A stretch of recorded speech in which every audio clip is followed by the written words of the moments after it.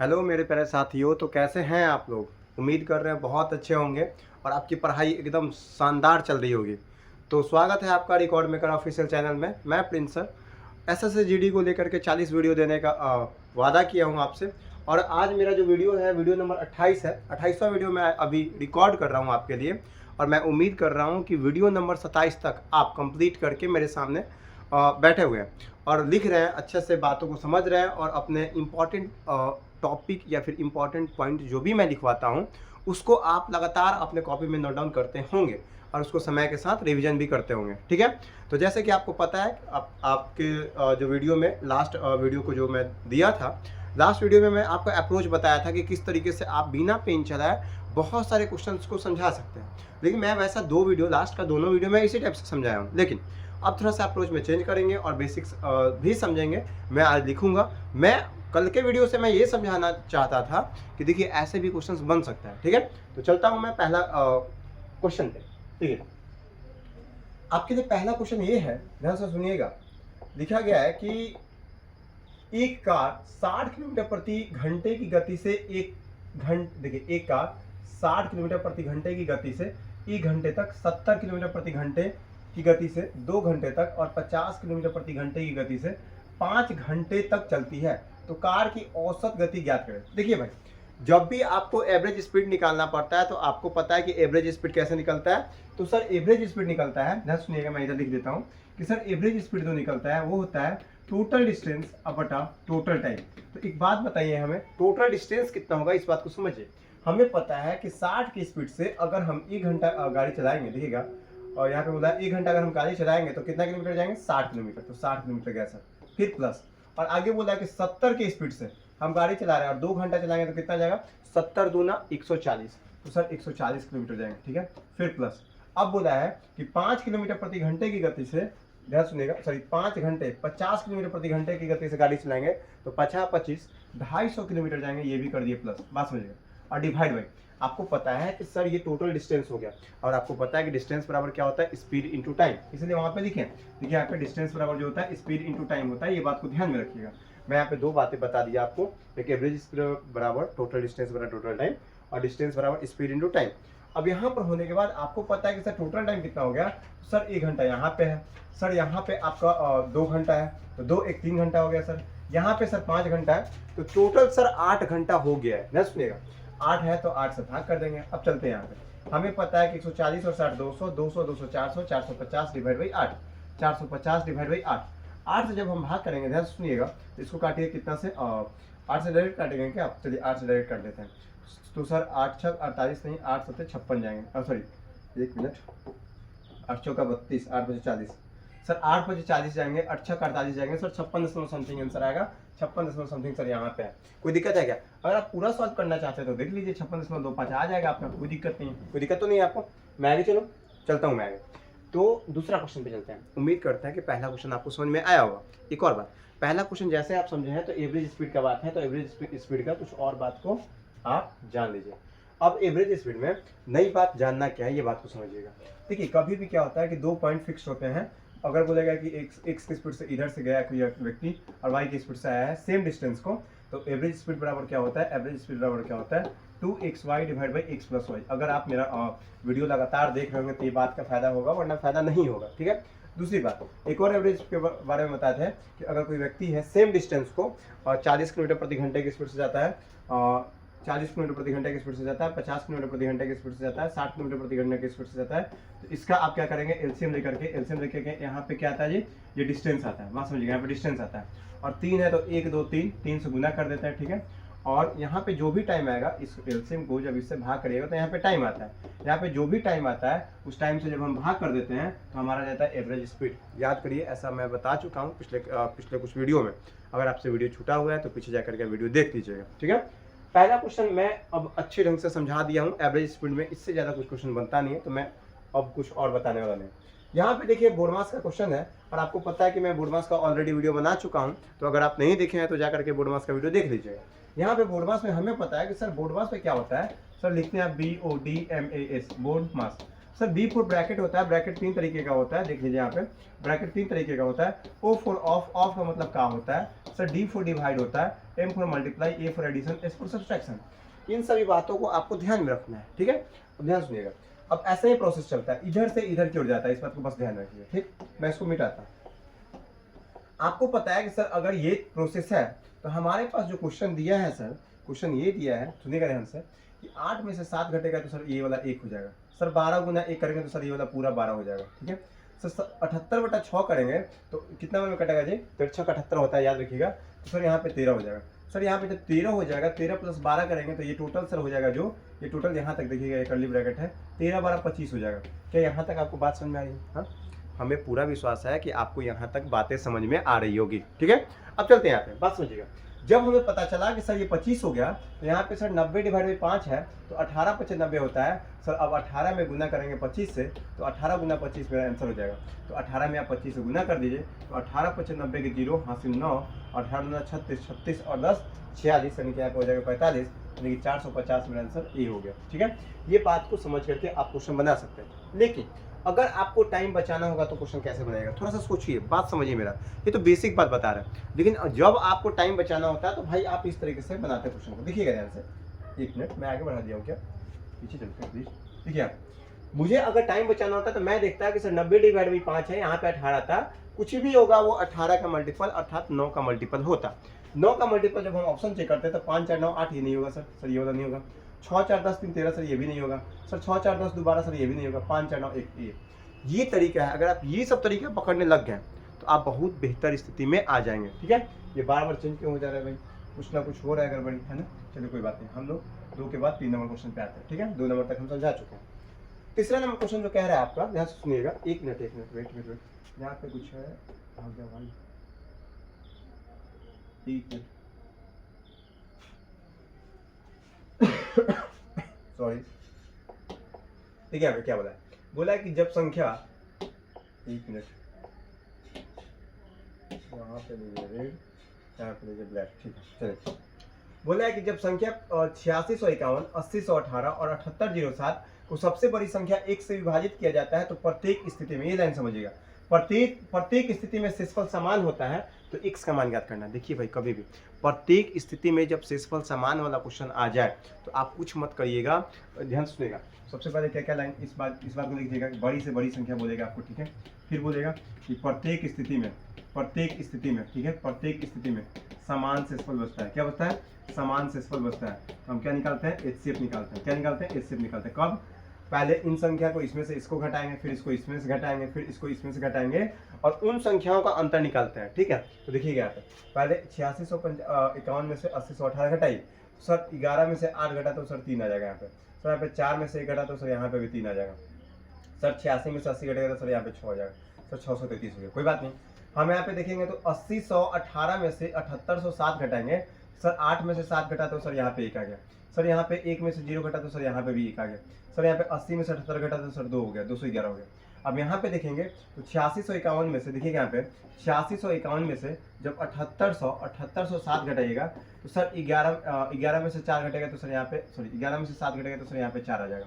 Sir इसके बाद यहाँ पे क्या है, 4 में से 0 घटेगा तो सर यहाँ पे भी 4 आ जाएगा। सर 86 में से 78 घटाइएगा तो 86 में से जब 78 घटाएगा तो हमको पता है सर 8 आ जाएगा, यहाँ पे 8 आ जाएगा, कोई दिक्कत नहीं है आपको। ये बातें आपको समझ में आ रही होगी। पहले क्या करते हैं हम लोग, जब भी क्वेश्चन ऐसा दिया रहा है तो पहले जो दी गई संख्याओं को आपस में घटा करके और लिख लेते हैं। अब इन संख्याओं का एचसीएफ निकालेंगे। क्या करेंगे? अब इन संख्याओं का हम एचसीएफ निकालेंगे। जब इन संख्याओं का एचसीएफ निकालने चलेंगे तो ध्यान सुनिएगा कैसे क्या करेंगे, ध्यान सुनिएगा। चलिए, अब इन संख्याओं को जब हम एचसीएफ निकालेंगे तो देख लीजिए, हम बताए हैं कि एचसीएफ जो होता है हमेशा छोटी संख्याओं में निहित होता है। ये बात को नोट डाउन कर लेंगे कि एचसीएफ जो होता है हमेशा छोटी संख्या में छिपा हुआ होता है। क्या है? एचसीएफ जो होता है छोटी संख्या में छिपा हुआ रहता है। दूसरी बात कि एचसीएफ जो होती है दोनों संख्याओं को, सॉरी दी गई संख्याओं के अंतर जब आप देखिएगा तो उसके सबसे छोटी संख्याओं के अंतर में छिपा रहता है एचसीएफ। ये 2 तरीके हम बताए एचसीएफ निकालने का, ठीक है। बाकी आप क्लास में सीख चुके होंगे। देखिएगा यहाँ पे तो हमें पता है कि सर सबसे छोटी संख्या 211 है।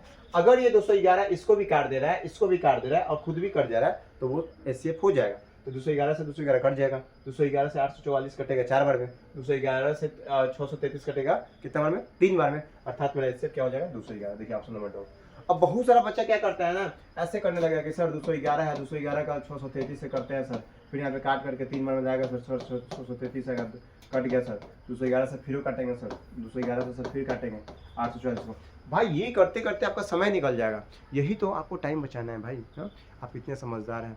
मेरा विश्वास करिए कि मैं जिस तरीके से अप्रोच आपको सिखा रहा हूँ, अगर वही अप्रोच अगर आप पेपर में लगा दिए, पक्का बोल रहे हैं मार्क्स बहुत बढ़ जाएगा, बहुत बढ़ जाएगा नंबर, आप सोच नहीं सकते हैं। ठीक है, बस लगातार आप मेरा वीडियो देखते रहिए। हाँ, मैं इस बात को कंफर्म करना चाहता हूँ कि आप अपना नोट्स को थोड़ा सा एक बार रिवीजन कर लीजिएगा सर, जितना मैं बात बताया हूँ बस उतना। ठीक है, चलिए क्वेश्चन नंबर 4 पे।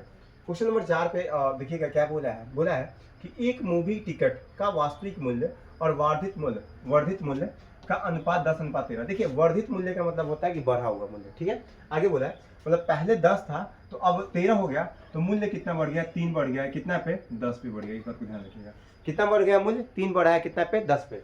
इस बात को ध्यान रखिएगा कि 3/10। ठीक, आगे चलते हैं। बोला है यदि मूवी टिकट का वास्तविक मूल्य 250 रुपये था और सिनेमा हॉल अधिकतम क्षमता 3600 व्यक्ति की थी, जिसमें 3600 टिकट बिके हैं, तो सिनेमा हॉल का राजस्व कितना वृद्धि हो गया।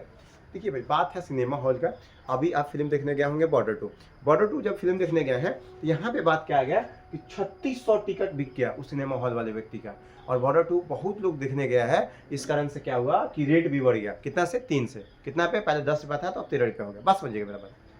तो बात ये है कि वो पूछ रहा है कि पहले जो सिनेमा हॉल को आता था पैसा और अभी जो आ रहा है, दोनों के बीच डिफरेंस क्या है, कितना का वृद्धि हो गया है। ठीक है, अब सुनिएगा ध्यान से। हमें पता है कि सर 3600 सीट था और 3600 टिकट बिक गया, सर 3600 तो जरूर होगा, 3600 ये भाग देगा, 3600 टिकट हो गया। ठीक है, अब हम क्या करेंगे, एक और बात, जब 3600 आ गया गुना करेंगे आगे चल करके, तो सर जो भी आंसर होगा 9 का मल्टीपल, दिमाग में ऐसे हिट करना चाहिए आपका।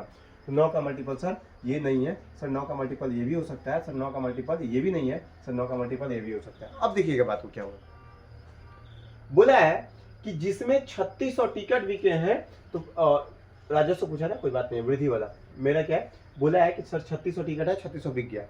अब बोला है कि सर ये टिकट के दाम 250 था, तो सर 3600 टिकट का दाम 3600 गुने 250 हो जाएगा। बात समझिएगा। ठीक है, अब बोला है कि बढ़ गया रेट, बढ़ा कितना है, 3/10 से, बढ़ा कितना है, 3/10 से, सर 3/10 से बढ़ गया रेट, कोई दिक्कत है क्या। अब बात समझिएगा, यही हो जाएगा बढ़ा हुआ रेट, ये क्या हो जाएगा, बढ़ा हुआ रेट। ठीक है, बढ़ा हुआ रेट। अब ध्यान सुनिएगा, कोई बात नहीं, ये 0 से 0 काट दीजिए। ठीक है, अब यहाँ पे देखिएगा तो 25 से कितना हो जाएगा, 75। ठीक है, 25 से 75, तो 3600 में जब आप 75 से गुना करेंगे, बात समझिएगा, 75 से गुना करेंगे तो आपका आंसर आ जाएगा 270,000। ठीक है, 2,70,000। कोई दिक्कत तो नहीं आपको, आप कैलकुलेट कर लीजिएगा भाई। आप मैं आगे बढ़ सकता हूँ क्या, हाँ बढ़ सकता हूँ, चलिए मैं आगे बढ़ता हूँ। तो ये बात आपको समझ में आ रही है। एक और बात, यहाँ पे क्या क्या क्वेश्चन बनता है ये भी बातें बता देता है। आपसे पूछता है कि सिनेमा हॉल का बदला हुआ वैल्यू बताया, मतलब पहले, एक मिनट मुझे मैं बताता हूँ क्या क्या क्वेश्चन बन सकता है। सिनेमा हॉल का इनिशियल कितना ऑन हैंड हो रहा था ये पूछ सकता है आपसे, और फाइनली कितना ऑन हैंड हो रहा है ये पूछ सकता है आपसे। इस बात को समझिएगा। तो इनिशियल निकालने के लिए क्या करिएगा, बस समझिएगा। इनिशियल क्या था, 3600 टिकट था, 3600 टिकट था और 250 रुपये टिकट मिल रहा था, बस समझिएगा।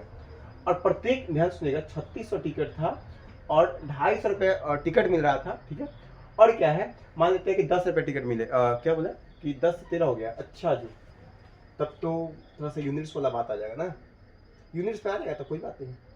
ठीक है, क्या कर लीजिएगा, ये क्या हो जाएगा, 3600 गुने 250 गुने 10। अब बाद वाला पूछेगा तो 3600 गुने 250 गुने 13। ठीक है, आगे चलते हैं। क्या, अब ये बात समझिएगा मेरा। क्वेश्चन नंबर 5 है। अभी तक उम्मीद कर रहे हैं कि क्वेश्चन नंबर 4 तक आपको बहुत बेहतरीन ढंग से समझ में आया होगा।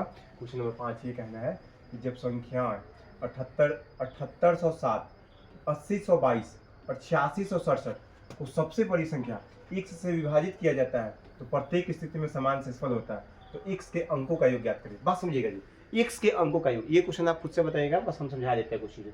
देखिए यहाँ पे ये क्वेश्चन हम समझाए थे क्या, और ये क्वेश्चन समझाया था क्या, x का अंकों का योग ज्ञात करने का मतलब है कि जो HCF आपका आएगा उसी का अंक का योग। अगर हम वो क्वेश्चन यहाँ पे पूछते हैं कि x के अंकों का योग, अर्थात 211 जो आया था, तो 2 और 1 3 और 1 4, यानी कि मेरा आंसर आ जाता 4। ऐसे ही HCF निकाल करके आप उसका अंकों का योग करके आप हमें आंसर कमेंट बॉक्स में बताएंगे। ठीक है, ये बात को ध्यान रखिएगा। तो मैं आगे चलता हूँ, ये आंसर आपका कमेंट बॉक्स में आना चाहिए। ठीक है, इसका आप कमेंट करेंगे तो सर इसका आंसर कितना है, कमेंट करिए। ठीक है, क्वेश्चन नंबर कितना है जी, क्वेश्चन नंबर आपका है 5 नंबर। ठीक, मैं आगे बढ़ता हूँ। क्वेश्चन नंबर 6 पे आते हैं। बोला है कि दो साइकिल चालक है, एम और एन 150 मीटर की एक वृत्ताकार पटरी एक ही बिंदु से विपरीत दिशाओं में साइकिल चलाना शुरू करते हैं। देखिए जी, ये वृत्ताकार पथ है, ठीक है, और क्या है कि ये कितना मीटर का है, 150 मीटर का वृत्ताकार पथ। कितना पथ का है, 150 मीटर का वृत्ताकार पथ है। ध्यान से सुनिएगा, 150 मीटर है। और स्पीड क्या है, बोला कि एक आदमी इधर चलता है और एक आदमी इधर चलता है। और बोला है कि यहाँ पे देखिएगा, बोला है कि एम 18 किलोमीटर प्रति घंटा और एन 22 किलोमीटर प्रति घंटा की गति से दौड़ता है। अगर ये एम होगा और इधर एन होगा तो ये 18 किलोमीटर प्रति घंटा की स्पीड से भागेगा और ये 22 किलोमीटर प्रति घंटा से भागेगा, तो 18-22 करेंगे तो 40 किलोमीटर प्रति घंटा आ जाएगा। क्यों? क्योंकि दोनों विपरीत डायरेक्शन में आ रहा है, तो ऐसे मिलेगा जल्दी से। बात समझ में आ रहा है? तो जब विपरीत डायरेक्शन में भागता है वृत्ताकार ट्रैक पर, तो वो क्या होता है, स्पीड जुड़ता है। कहीं पे भी विपरीत डायरेक्शन में जब जाएगा तो स्पीड जुड़ेगा। बात समझिएगा। तो रिलेटिव स्पीड का ये कंसेप्ट है। तो 18 और 12 करेंगे तो सर स्पीड हमारा जो आ गया, सर ये डिस्टेंस दे दिया था और सर स्पीड जो आ गया ये 40 किलोमीटर प्रति आवर आ गया। बस समझिएगा, मतलब 40 किलोमीटर प्रति आवर। तो क्या बोला है, तो बोला है कि उनमें उनके मिलने में कितना समय लगेगा, मिलने में कितना समय लगेगा। तो मिलने का टाइम बराबर होता है, टाइम बराबर क्या होता है, डिस्टेंस बटा स्पीड। तो सर डिस्टेंस है 1500 मीटर, बात समझिएगा 1500 मीटर। और सर ये स्पीड जो है 40 किलोमीटर प्रति घंटा है, तो मीटर प्रति सेकंड में बदल देते हैं, ठीक है। तो जब मीटर प्रति सेकंड में बदलिएगा तो 40 का 5/18 कर दीजिएगा। बात समझ में आ रहा है। तो यहाँ से काटिएगा 2 बार में तो ये 20 हो जाएगा, ये 2 से काटेगा तो 9 हो जाएगा। तो देखिए 20 × 100 अब बटा 9 कितना हो जाएगा जी, 100/9। बात समझिएगा, ठीक है। तो यहाँ पे कर देते हैं 100 अब बटा 9 को हम ऊपर 9 कर देते हैं, डबल जीरो से डबल जीरो कट जाएगा। अब 15 9 35 है, अर्थात 135 सेकंड आ जाएगा मेरा आंसर। कितना आ जाएगा जी, 135 सेकंड। कोई दिक्कत है क्या आपको? 135 सेकंड आपका आंसर आ गया, ये देख सकते हैं आप आपके सामने, ठीक है। कोई दिक्कत नहीं है, मैं आगे बढ़ूँ। चलिए आगे बढ़ता हूँ। एक और बात भाई, वीडियो को जितना हो सके शेयर करवाइए। लगातार इतना वीडियो मैं आपके लिए प्रोवाइड करवा चुका हूँ। अभी तक हमारा सब्सक्राइबर 710 के आसपास पहुँचा है। मैं बोला हूँ कि 1000 के आसपास 40 वीडियो कंप्लीट होते होते हो जाना चाहिए। बस समझ में आ रही है ना। तब तो मुझे भी लगेगा कि हाँ, रिवॉर्ड के रूप में आप हमें 300 सब्सक्राइबर दिए हैं, ठीक है। जैसे ही ये सेशन खत्म होगा, मैं आपके लिए एक और सेशन लेकर के आऊँगा। मैं पक्का आपको संतावना देता हूँ और मैं प्रयास करूँगा कि शुरू से भी एक सीरीज चलाया जाए, जिसमें से एकदम बेसिक बातों को भी बताएंगे हम आपको, ठीक है। वीडियो बस शेयर करिए आप लगातार, मैं आपका सेशन स्टार्ट करूँगा, ठीक है। अब यहाँ पे देखिए, ये बोर्डमास का क्वेश्चन है। मैं बोर्डमास का नियम बता चुका हूँ, चलिए बता देते हैं। 16 में से 13 घटाएगा तो कितना जाएगा, 3। बात सुनिएगा, 16 में से 13 घटाएगा तो कितना जाएगा, 3। और 3 ध्यान सुनिएगा यहाँ पे, 16 में से 13 घटाएगा तो 3 है, 3 डिवाइड बाई 3 यानी कि 1। बात समझिएगा, ये पूरा आ गया 1, ठीक है। और 2 गुने 1 करिएगा तो 2 आ जाएगा, और फिर 2 को 2 से भाग करिएगा तो 1 आ जाएगा। बात समझिएगा, यहाँ पे 1 आया, ठीक। और 25 गुने 13 आ जाएगा, बात समझिएगा मेरा, 25 गुने 13 आ जाएगा 325। और 325 में जब आप 1 से गुना करेंगे तो 325 ही आंसर होगा, ऑप्शन नंबर सी। इस तरीके से क्वेश्चन बनता है भाई, आप भी इसी तरीके से क्वेश्चन बनाइएगा, पक्का। मैं चलूँ आगे, चलिए मैं आगे चलता हूँ। देखिए देखिए, ये जो क्वेश्चन है ना, ये हर एक शिफ्ट में आ रहा था, इसी कारण से मैं वीवीआई कर दिया हूँ, ठीक है। अगर आप प्रीवियस ईयर क्वेश्चन बनाते होंगे तो आप देख सकते हैं ये लगातार आ रहा था क्वेश्चन। बोला है कि एक जिलों की जनसंख्या इतना है। ये क्वेश्चन एकदम ध्यान सुनेगा, ये फिक्स पैटर्न का क्वेश्चन है। हमेशा बोलेगा कि एक जिलों की संख्या, यहाँ पे कोई डेटा दे देगा, ठीक है। अब बोलेगा जिसमें से इतना पुरुष है, वो कुछ भी एक संख्या दे देगा, ठीक है। तो ना आपको इस डेटा से मतलब है, ना आपको इस डेटा से मतलब है, एकदम इस बात को ध्यान रखिएगा। बोल रहा है जिनमें से इतने पुरुष हैं और 20% जनसंख्या साक्षर है। क्या बोला है कि 20% जनसंख्या साक्षर है, ठीक है। यदि 20% पुरुष साक्षर है तो महिला कितना परसेंट साक्षर है। तो याद रखिएगा, अगर यहाँ पे 20 है और यहाँ पे भी 20 दिया है तो यहाँ पे भी 20 होगा आंसर में। एकदम सेकेंडों में आंसर आप बता देंगे। इस बात को एकदम डाल दीजिए दिमाग में। अगर PYQ आता होगा तो आप लगते होंगे बेसिक से बनाने, ठीक है। हम आज ही एक बच्चा का जब चेक कर रहे थे कि PYQ में कैसे बनाया नहीं बनाया, तो उन्होंने 2 मिनट 40 सेकेंड इस क्वेश्चन में बनाया। मैंने पूछा कि वो इतना समय क्यों लगा, तो वो बता रहा है कि सर हमें ये क्वेश्चन सर काफ़ी कैलकुलेटिव है। कैलकुलेटिव क्या है, आप देखिए 1 से 2 सेकंड में बनता है। हम अब बस उस बच्चे के बारे में नहीं बता रहे हैं, आप भी यही गलती करते होंगे। इसलिए इस बात को समझिए कि प्लीज़, आप बहुत सारे क्वेश्चंस को नहीं जानते हैं कि किस तरीके से अप्रोच है। मैं अप्रोच ही सिखाने के लिए मैं यहाँ पे हूँ, ठीक है। तो मैं इसको सॉल्व नहीं करूँगा, बस इस बात को ध्यान रखिएगा। ये फिक्स पैटर्न का क्वेश्चन है। बोलता है कि एक जिले की जनसंख्या मान लेता है कि X है, ठीक है, और जिसमें से Y पुरुष है, और बोलता है कि N%, मान लीजिए कि N% जनसंख्या साक्षर है। यदि N% पुरुष साक्षर है तो महिला भी N% ही होगा। हो गया आंसर, काम खत्म, ठीक है। आगे चलते हैं।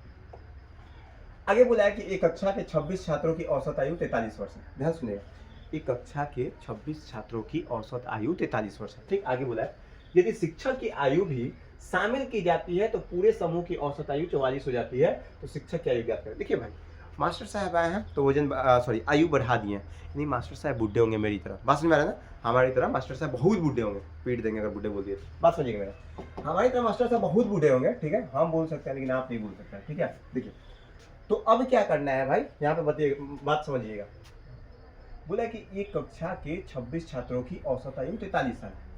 यदि शिक्षक की आयु भी शामिल की जाती है तो पूरे समूह की औसत आयु 44 साल हो जाता है। बात समझिएगा, तो मास्टर साहब अगर एज आगे बढ़ा दे रहा है तो मास्टर साहब कहीं ना कहीं पहले तो 43 साल लेकर के आए होंगे। कितना साल लेकर के आए होंगे?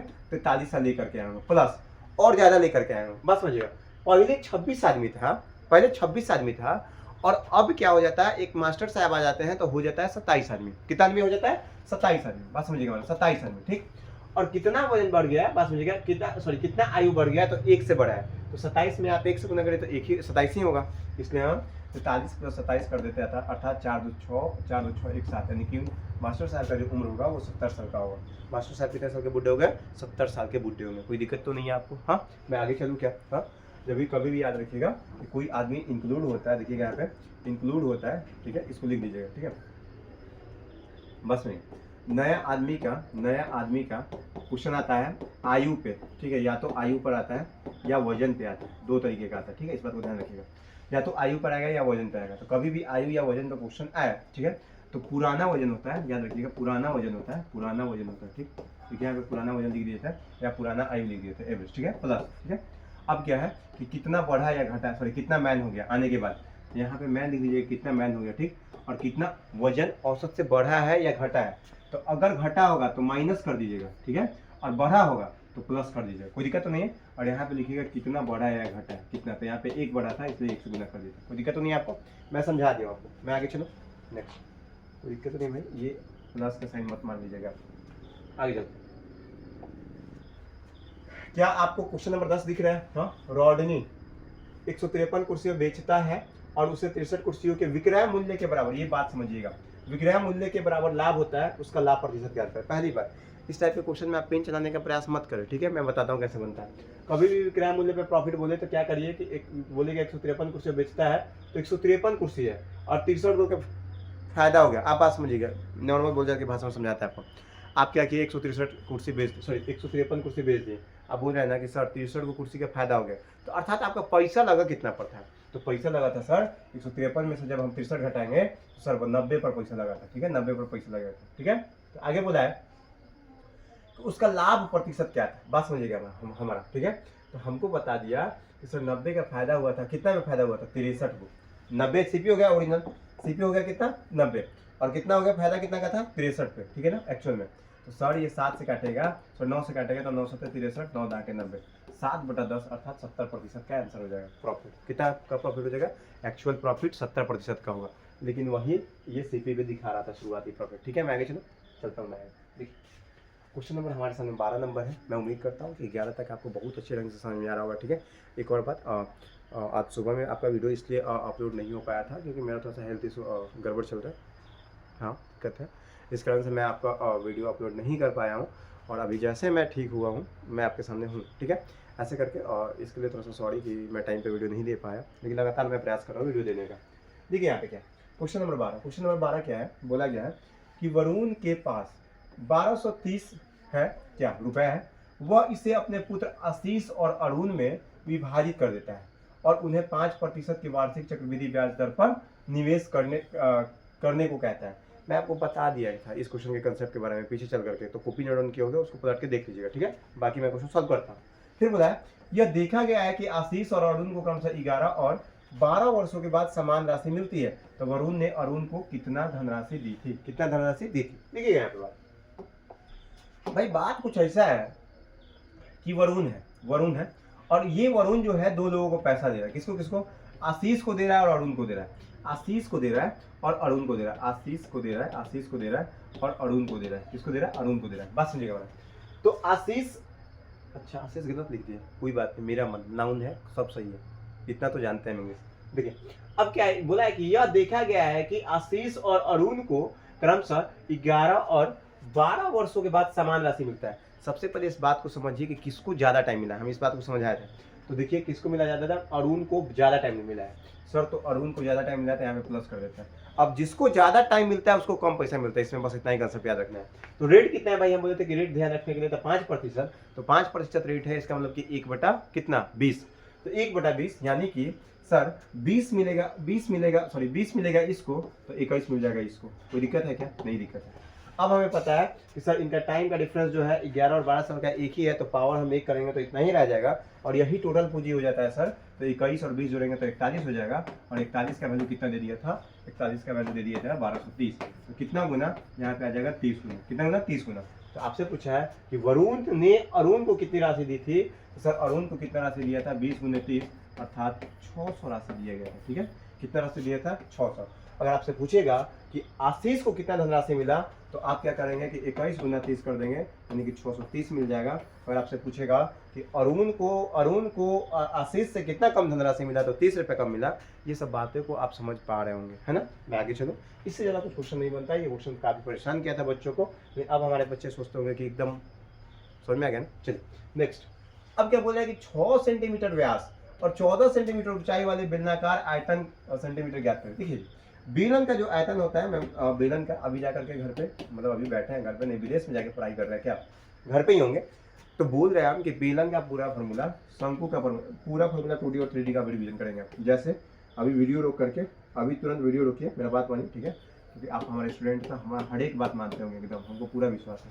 तो अभी क्या करेंगे, 2D और 3D का पूरा आप रिवीजन कर जाइए, अभी जस्ट होकर पलट के, ठीक है, कॉपी कहीं रखे हैं तो जाइए उसको उठा के लाइए और अभी रिवीजन करिए, ठीक है। चलिए सुनिएगा, या फिर मोबाइल पर सर्च करके कर लीजिए, ठीक है। आगे चलते हैं, मैं बस इसको बता देता हूँ। बोला है कि 6 सेंटीमीटर व्यास और 14 सेंटीमीटर ऊंचाई वाले, तो देखिए आपको पता है कि सर 6 सेंटीमीटर व्यास है तो रेडियस हो जाएगा सर 3, सर ऊंचाई 14 दे दिया तो इसका मान 14 दे देते हैं, ठीक है। एक बेलन का आयतन ज्ञात करें। एक बात याद रखिएगा, कभी भी कोई भी फॉर्मूला में बेलन का आयतन क्या होता है, ध्यान सुनिएगा, बेलन का आयतन होता है पाई आर स्क्वायर एच। कोई भी फॉर्मूला में अगर पाई आ जाता है तो उसका आंसर 11 से कटता है। किससे कटता है? 11 से कटता है। तो हम देख लेते हैं 11 से कौन कौन सा ऑप्शन कटता है। सर 6 3 9, सर ये कट जाएगा। सर 4 2 6, ये सर नहीं कटेगा। सर 6 3 9, सर ये भी नहीं कटेगा। सर 8 3 11, ये भी नहीं कटेगा। लीजिए आपका आंसर ऐसे ही होंगे। क्या जरूरत है पूरा सॉल्व करने का, ये तरीका हम बता रहे हैं। मैं फिर से बोल रहा हूँ, आप लिख लीजिए। अगर किसी भी फॉर्मूला में पाई आ जाता है तो उसका आंसर अवश्य ही 11 से कटेगा। तो 11 का विभाज्यता का नियम आप याद कर लीजिएगा। नहीं याद है, मैं विभाज्यता का नियम का वीडियो बना दिया हूँ, आप सर्च करिए विभाज्यता का नियम या प्ले लिस्ट में जाकर के देख लीजिए, ठीक है। मैं आगे चलता हूँ। अब क्या है, आप फॉर्मूला पे अगर बैठाएंगे तो वॉल्यूम बराबर हमें पता है कि सर पाई का मान होता है 22/7, ठीक है। और आर स्क्वायर सर, तो आर का मान हमें 3 का स्क्वायर करेंगे तो 9 हो जाएगा सर, ठीक है। और सर एच का मान 14 दीजिए तो 14 रख देते हैं सर। 7 दूना 14 होता है, ठीक है। सर 9 दूना 18, 18 गुना 22 करेंगे, सर 22 गुना 18 करेंगे तो यहाँ पे आ जाएगा 18 गुना 36 के 6 हाथ से 3, 8 गुना 36, 36 3 39, 396। देखिए आपका आंसर आ गया।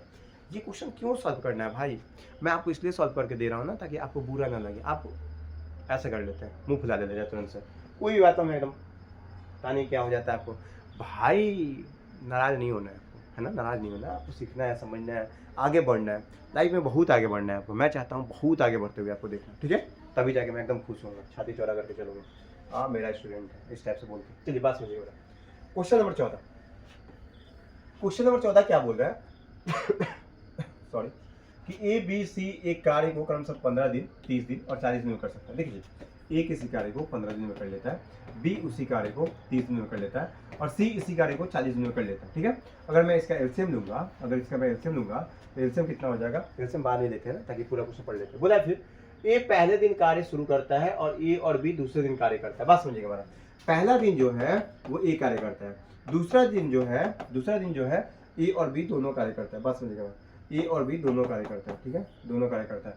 और तीसरा दिन जो है ए और सी, तीसरा दिन जो है वो ए और सी तीनों काम करते हैं, ठीक है, ए और सी दोनों काम करते हैं। देखिए ए और सी तीसरे दिन काम करते हैं। यह क्रम तब तक दोहराया जाता है जब तक कि कार्य पूरा नहीं हो जाता है, तो कार्य कितने दिन में पूरा होगा, कोई बात नहीं। बात समझिएगा, ये क्वेश्चन आपको अच्छे ढंग से समझ में आ रही होगी।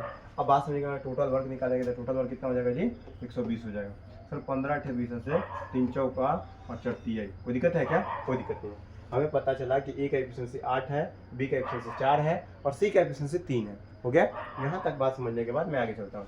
हमें पता है कि सर पहला दिन जो काम करेगा वो 8 आएगा, दूसरा दिन जो काम करेगा ये 8 और 4 12 आएगा सर, तीसरा जो दिन जो काम करेगा ए और सी 8 और 3 11 आ जाएगा, ठीक है।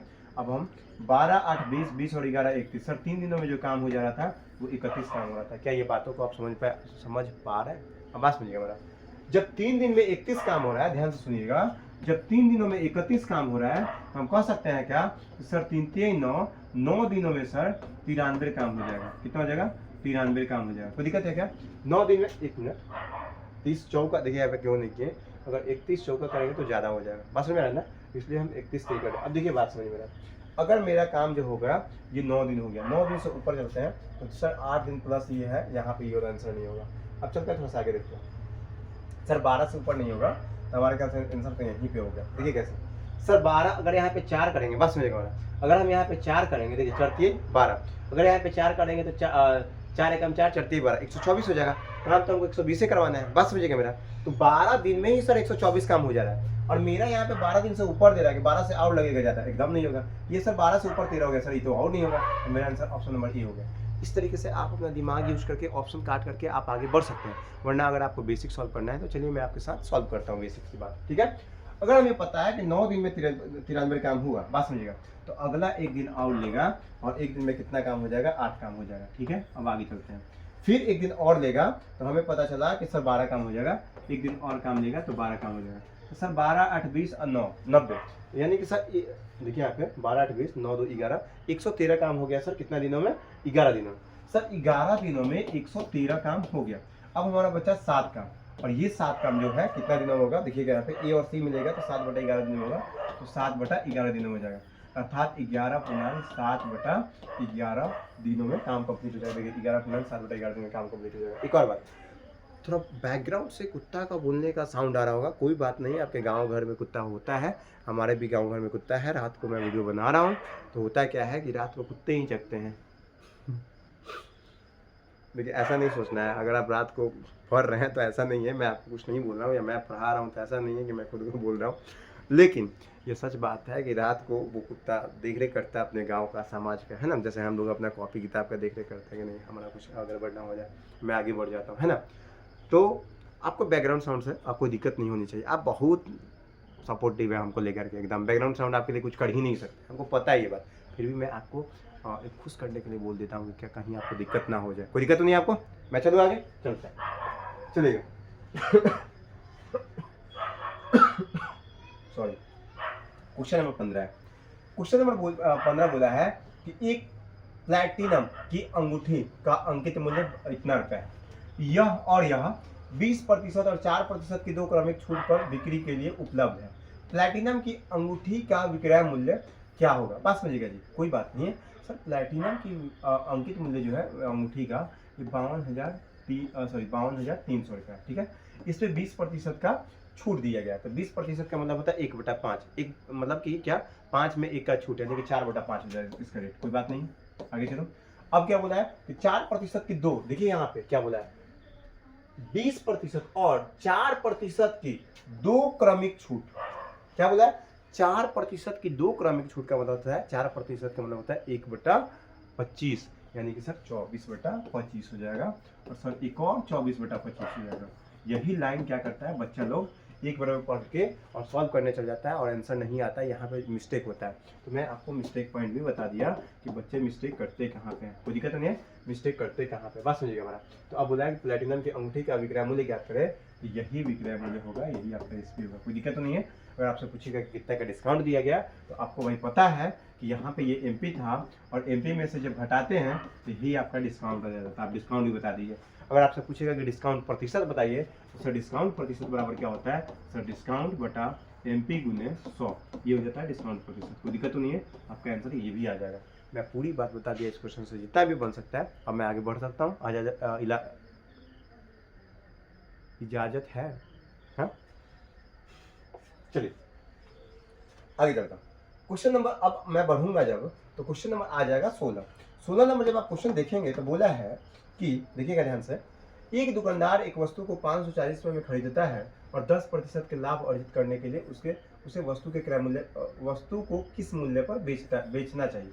देखिए मैं बोला था कि फाइनली देखिएगा कितना परसेंट का प्रॉफिट कमाना चाहता है या लॉस होना चाहता है। तो फाइनली 10% का प्रॉफिट कमाना चाहता है, यानी कि 100 का सामान 110 में बेचना चाहेगा। 110 का मतलब 11 का मल्टीपल, यानी कि जो भी आंसर 11 का मल्टीपल होगा मेरा आंसर हो जाएगा। सर 6 4 10 ये 11 का मल्टीपल नहीं है। सर 5 2 7 सर 11 का मल्टीपल नहीं है। सर 5 4 9 ये हो सकता है सर, ये भी हो सकता है। लीजिए अब दो दो आ गया, कोई बात नहीं, यही दो में से अगर तुक्का मारना होगा तो दो में से एक ही मारेंगे ना भाई, दो में से एक को तुक्का मार सकते हैं। लेकिन अगर मेरा बेसिक है तो चलिए हम कोई बात नहीं बता देते हैं कि सर 540 का 11/10 कर देंगे। क्यों? क्योंकि 10% का प्रॉफिट का मतलब होता है 1/10, यानी कि 10 से 11 हो जाएगा। अब 0 से 0 कट जाएगा और 54 में जब 11 से गुना करेंगे तो 4 का 4, 5 4 9 और ये 5 का 5, आंसर हो जाएगा 594। हो गया बॉम्बे नंबर आंसर। कोई दिक्कत तो नहीं है, मैं आगे बढ़ सकता हूँ। चलो इससे मैं प्रोसेस मैं बता रहा हूँ, आगे देखिएगा। क्वेश्चन नंबर 17 बनाइए, एक बार इस क्वेश्चन को बनाइए तो देखता हूँ क्या होता है आपके लिए।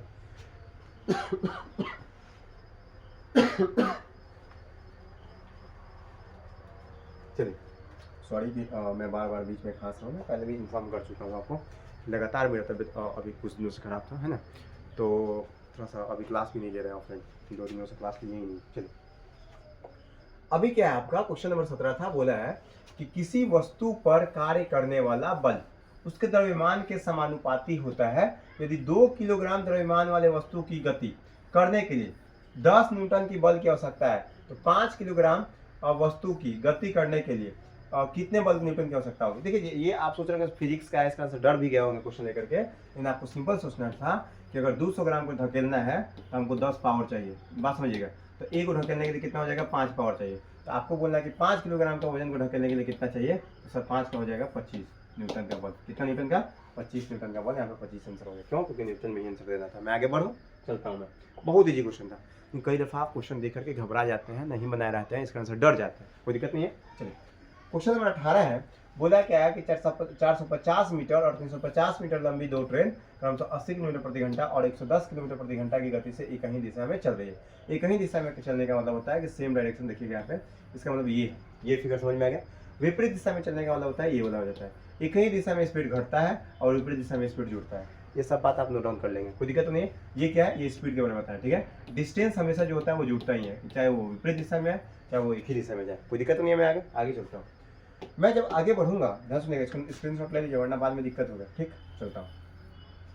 क्वेश्चन में बोला है कि 450 मीटर और 350 मीटर लंबी दो ट्रेन, ध्यान सुनिएगा, तो टोटल डिस्टेंस कितना हो जाएगा सर, डिस्टेंस हो जाएगा 450 प्लस 350 यानी कि 800 मीटर। 800 मीटर टोटल डिस्टेंस हो गया। आगे बोला है कि 80 किलोमीटर प्रति घंटा और 110 किलोमीटर प्रति घंटा की गति से एक ही दिशा में चल रही है। जब दोनों एक ही दिशा में चल रहे हैं तो स्पीड घट जाएगा। तो स्पीड कितना हो जाएगा सर, 110 और 80 का डिफरेंस करिएगा तो स्पीड आ जाएगा 30 किलोमीटर प्रति घंटा। स्पीड कितना आ जाएगा जी, 30 किलोमीटर प्रति घंटा। क्यों? क्योंकि सेम डायरेक्शन में था। अब आगे बोल रहा है कि पीछे से आ रही तेज गति वाली ट्रेन द्वारा दूसरी ट्रेन को पूरी तरह पार करने में कितना समय लगेगा। कोई बात नहीं, तो टाइम जो लगेगा सर, डिस्टेंस बटा स्पीड होता है। तो सर स्पीड जो था वो किलोमीटर प्रति आवर में था, इसको मीटर प्रति सेकंड में जब आप बदलिएगा तो कितना से 5/18 से गुना करिएगा। सर 5/18 का मतलब क्या होता है, 30 गुने 5/18। सर 3 से यहाँ पे 3 से जब काटेंगे तो 3 9 के 30, 3 से काटा तो 3 6 18 यानी कि 50/6 हो जाएगा। कितना हो जाएगा जी, 50/6 हो जाएगा। बस नहीं हो रहा। तो यहाँ पे क्या करेंगे, डिस्टेंस सर हमें पता है सर, डिस्टेंस जो है 450 है और बटा यहाँ पे 50 और गुना 6 कर लेते हैं, ठीक है। अब यहाँ पे जब हम काटेंगे तो सर 9 का मल्टीपल आंसर आ जाएगा। कोई बात नहीं, चलो यहाँ पे जब काटेंगे तो सर 0 से 0 काट दिए, ठीक है। और यहाँ पे काटेंगे तो 5 9 45 हो गया, 9 6 54 हो गया, 54 सेकंड। 54 सेकंड कहने का मतलब क्या होता है, और मिनटों में बोला है जी, मिनटों में बोला तो गड़बड़ हो गया क्या, कहीं पे कुछ गलती की है क्या हम लोग, हाँ कुछ गलती कर दी हम लोग। हमको पता है कि सर 4 3 7 7 और 1 8 800 मीटर का डिस्टेंस है। एक बोला कि 80 किलोमीटर प्रति घंटा और 110 किलोमीटर प्रति घंटा। 8 3 11 रिलेटिव स्पीड हो जाएगा 30 किलोमीटर प्रति घंटा। 30 का जब हम 5/18 करेंगे तो 30 गुने 5/18, 30 गुने 5/18, 3 से काटेंगे तो 3 9 के 30 और 3 से काटेंगे तो 3 6 18 यानी 10 5 50/6। कोई दिक्कत नहीं यहाँ पे, 10 5 50/6 हो गया। अब जब हम आगे चलेंगे तो यहाँ पे क्या करेंगे, 50 गुने 6। क्यों? क्योंकि डिस्टेंस देखिए यहाँ पे यही गलती कर दिया। डिस्टेंस मेरा कितना था जी, डिस्टेंस मेरा 800 था और आप भी नहीं बोले, इसका आंसर गड़बड़ी हो गया, सॉरी इसके लिए। मैं यहाँ पे लिख देता हूँ 800, ठीक है। बस 450 का सही दिया था 800। यहाँ पे देखिएगा, यहाँ पे हो जाएगा डिस्टेंस 800 और डिवाइड बाई, और ये पता है आपको कि 50 गुना 6, ठीक है। ये पता है कि 50 गुना 100 ये कट जाता है, ठीक है। ये अपने आप में 100 बना लेते हैं। तो 8 में 16 16 96 और यहाँ पे 96, ये 16 96। 96 का क्या मतलब होता है, 1 मिनट। यहाँ सुनिएगा, 1 मिनट देखिए, यहाँ से भाग करके दिखाया क्या आपको, चलिए भाग करके दिखाता है। 60 से भाग करिए आप यहाँ से, ठीक है। 60 से भाग करिएगा, चलिए क्या से भाग करिएगा, 60 से। तो कितना बार कटेगा, 6 बार, 6 दाएं के साथ 16 छक 96, 16/10 मतलब क्या था 1.6 मिनट में ये डिस्टेंस ट्रैवल कर लेगा। अगर स्पीड सेकंड में पूछता तो 96 सेकंड में इसको हम बता देते हैं आंसर। कोई दिक्कत नहीं है, मैं आगे बढ़ता हूँ। एक और बात आपको पता होना चाहिए कि मीटर प्रति सेकंड से जब हम किलोमीटर प्रति आवर में स्पीड चेंज करते हैं, देखिए छोटा से जब हम बड़ा में जाते हैं तो 18/5 से बड़ा वाला ऊपर होता है, ठीक है। लेकिन वही किलोमीटर प्रति घंटा से मीटर प्रति सेकंड में जाते हैं तो ये बड़ा से छोटा की तरफ है तो 5/18 से गुना करते हैं, कितना से 5/18 से, अर्थात छोटा वाला ऊपर। मैं आगे बढ़ूँ, मिटा देता हूँ, उसके बाद आगे बढ़ूँगा, ठीक। देखिए अब यहाँ पे देखेंगे तो आपके सामने क्वेश्चन नंबर 19 आ जाएगा। बोला है कि राकेश 5400 और शिवम इतना रुपए समान मतलब 10,200 रुपये समान साधारण ब्याज की दर पर निवेश करता है और 4 वर्ष के अंत में शिवम को राकेश से 480 रुपये अधिक ब्याज मिलता है, तो प्रति वर्ष ब्याज की दर ज्ञात करें। कोई बात नहीं, हमको पता है कि सर ब्याज की दर बराबर होता है, हमको पता है कि सर ऐसे ही बराबर होता है T × R × T/100, बेसिक ही बता रहा है, कोई बात नहीं, बराबर क्या हो जाता है ऐसे, बात सुनिएगा बोला। तो सर ऐसे ही कितना दिया है सर, बोला है कि 4 वर्ष के अंत में, सबसे पहले हमें पता है, ध्यान सुनिएगा, पैसा ज्यादा ब्याज उसको मिला क्यों, किसको, बात सुनिएगा। यहाँ पे क्या बोला है कि राकेश 5400 रुपये लगा रहा है, शिवम जो है 10,200 रुपये लगा रहा है, तो पैसा ज्यादा कौन लगा रहा है, शिवम लगा रहा है। तो जब शिवम ज्यादा पैसा लगा रहा है तो उसको ब्याज ज्यादा मिलेगा, ऑब्वियसली सी बात है। अब आगे बोला है कि साधारण ब्याज दर से निवेश करते हैं और 4 वर्षों के अंत में शिवम को राकेश से 480 रुपये ब्याज अधिक मिलता है। तो कितना अधिक मिला जी, 480 रुपये, ध्यान सुनिएगा, 480 रुपये अधिक मिला, केवल अधिक वाला देखें, तो अधिक कितना पैसा लगाया था। तो सर यहाँ पे जब देखेंगे तो डबल जीरो में से डबल जीरो घटाएंगे तो सर डबल जीरो, ठीक है। और सर 102 में से जब 54 को घटाएंगे तो हमको पता है सर कि, ध्यान सुनिएगा, ये 12 में से 4 घटेगा तो सर यहाँ पे 8 आ जाएगा, तो सर यहाँ पे 9 हो जाएगा, 9 में से 5 घटाएगा तो सर यहाँ पे 4 हो जाएगा, अर्थात 4800 रुपये सर जी ज़्यादा लगाया था। जब 4800 ज़्यादा लगाया था, ध्यान सुनिएगा, ये P हो गया, अब P × R नहीं पता है, T सर 4 साल के लगाया था, अब बटा में 100, सर डबल जीरो से डबल जीरो काट दीजिए और 48 से काटिएगा तो ये आ जाएगा 10 बार में, ठीक है। और R का मान जो हो जाएगा, R का मान 10/4 अर्थात 2.5 हो जाएगा। कितना हो जाएगा जी, 2.5। देखिए यहाँ पर रेट कितना जाएगा, 2.5%। कोई दिक्कत तो नहीं है आपको, ये बात को ध्यान रखिएगा। एक और बात, कभी भी एसआई का क्वेश्चन बनाने जाइए, जब आप प्रिंसिपल को 100% मानते हैं, 100% मानते हैं, तो एसआई जो होता है, एसआई बराबर 80% होता है। एसआई बराबर क्या होता है जी, 80% होता है। आगे चलूँ मैं, चलिए एक और बात, अमाउंट बराबर जो होता है प्रिंसिपल प्लस एसआई होता है, ठीक है। अमाउंट बराबर क्या होता है, प्रिंसिपल प्लस एसआई होता है। सॉरी, लास्ट क्वेश्चन है, ठीक है, ये लास्ट क्वेश्चन मैं करता हूँ आपके लिए। क्वेश्चन जो है, बोला है क्वेश्चन नंबर 20 की वीर के पास 1632 रुपए है, वह इसे अपने पुत्र नितिन और प्रवीण में बांट देता है और उनमें से 4% की दर से चक्रवृद्धि ब्याज पर वार्षिक रूप से निवेश करने को कहता है। यह देखा गया है कि नितिन और प्रवीण को क्रमशः 12 और 13 वर्षों के बाद समान राशि मिलता है। वीर ने नितिन को कितने राशि ध्यान से दिया था, ये पूछा। ध्यान सुनिएगा, ये क्वेश्चन मैं पीछे करवा चुका हूँ, अभी करवाया हूँ, लेकिन मुझे आपको जांचना है कि आप क्वेश्चन ये बनाने में समर्थ हैं कि नहीं, ठीक है। तो मैंने इस क्वेश्चन को डलवा दिया, हालांकि ये क्वेश्चन PYQ ही है, पिछले साल ये क्वेश्चन आया था, एक सीट में 2-3 आया था, 2 आया था, एक भी आया था किसी में, ठीक है। तो इस क्वेश्चन का आंसर आप कमेंट बॉक्स में बता देंगे कि इसका आंसर आ कितना है। एक और बात, आप कमेंट कितने लोग करते हैं, कितने लोग नहीं करते हैं, आंसर कम से कम कमेंट बॉक्स में कर लीजिए, कमेंट कर लीजिए, ठीक है, नहीं तो फिर दिक्कत हो जाएगा, ठीक। बाकी मैं आपके लिए अगला जो वीडियो है, देखिए यहाँ पे, सॉरी ये तो थैंक यू है, थैंक यू इसलिए हमेशा लागते हैं हम आपके लिए कि आप यहाँ तक मेरा जो साथ दे रहा है वो वास्तव में काबिल तारीफ है कि आप मेरा बात समझते हैं, आप मुझे मानते हैं और लगातार हमारे गाइडेंस में पढ़ रहे हैं, ठीक है। तो आज का जो वर्क दिया था याद करिए, 2D और 3D डिवीजन करने के लिए मैं बोला था। बाकी जो क्वेश्चन डाउट होता है आपका वो आप कर लीजिए, बहुत सारे लोगों का चैप्टर वाइज पढ़ाने का डिमांड है, मैं पढ़ाऊँगा समय के साथ, लेकिन आप थोड़ा सा बस पेशेंस बना लीजिए, ठीक है। तो आज के लिए इतना ही, थैंक यू।